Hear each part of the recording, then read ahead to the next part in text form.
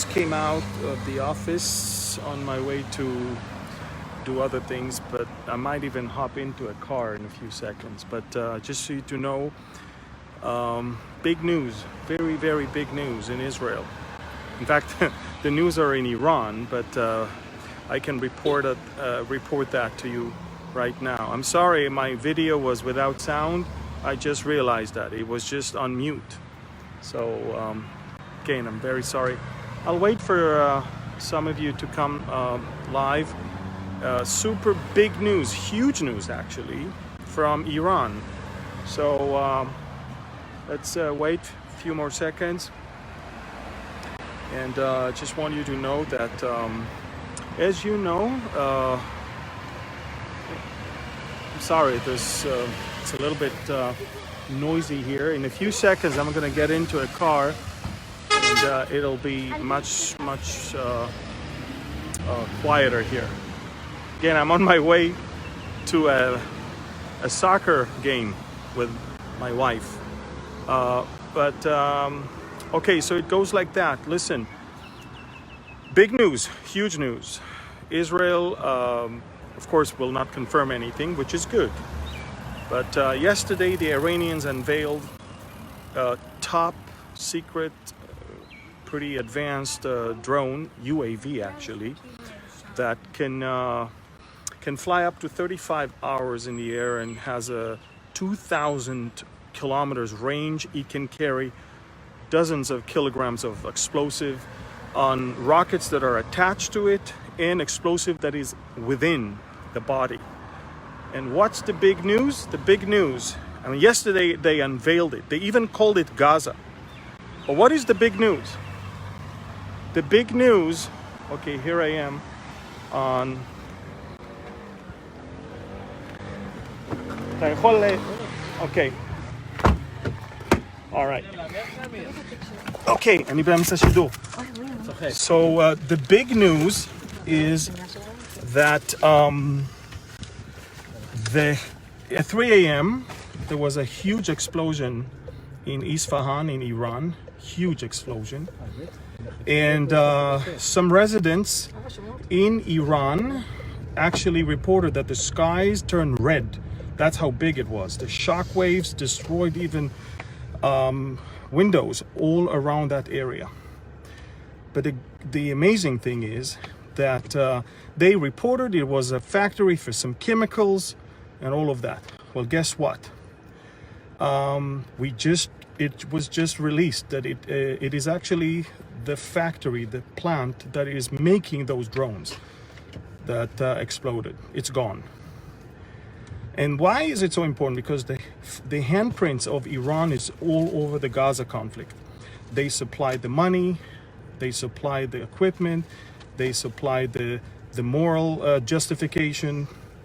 Everything is made in Iran. Iran wants Israel to suffer for what Israel is doing to Iran. And the Iranians admitted that.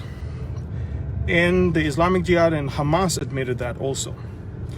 So the big news is that their pride of their security industry there has just been destroyed.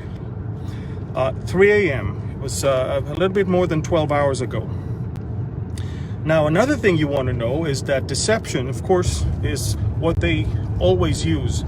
They use deception to lie to their own people, but they also do whatever they can to deceive the whole world when it comes to Gaza. They showed pictures of dead children that they actually took from Syria and Iraq, and they showed it online as if this is from Gaza. They, recycling things from other wars in other places just to magnify everything to show as if this is it.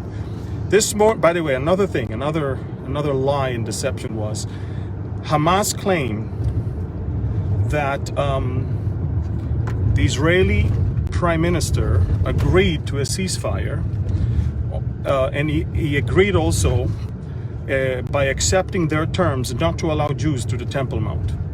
So they claimed victory and they told their people, look, we won. But guess what? 7 a.m. this morning, a group of Israelis entered the Temple Mount. In fact, not one, not two, not three, 4 groups Over 120 Israelis visited the Temple Mount today, and it's just the beginning.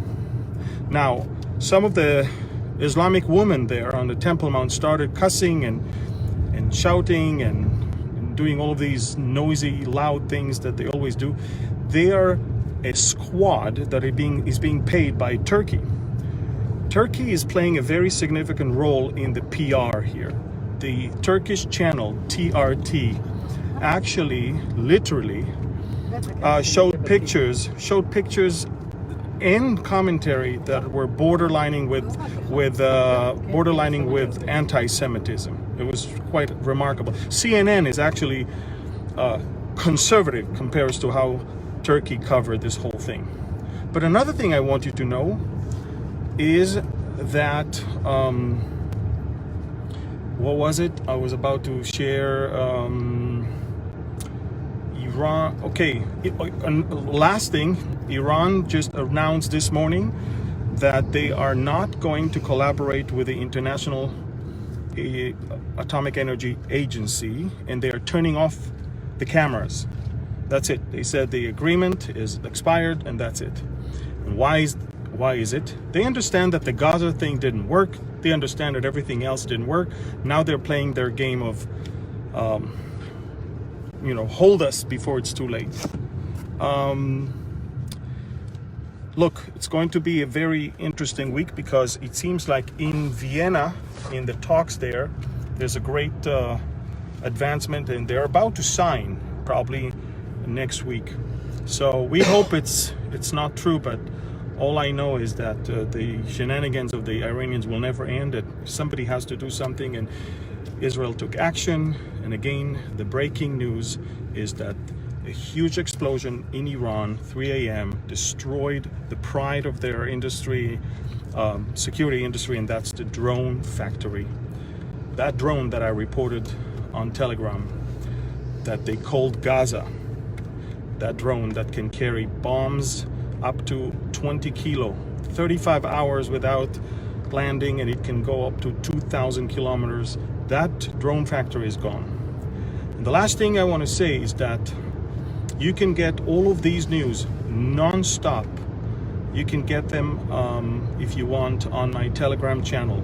Download that app and look for Amir Tsarfati, and if you find 82,000 subscribers, that's my channel.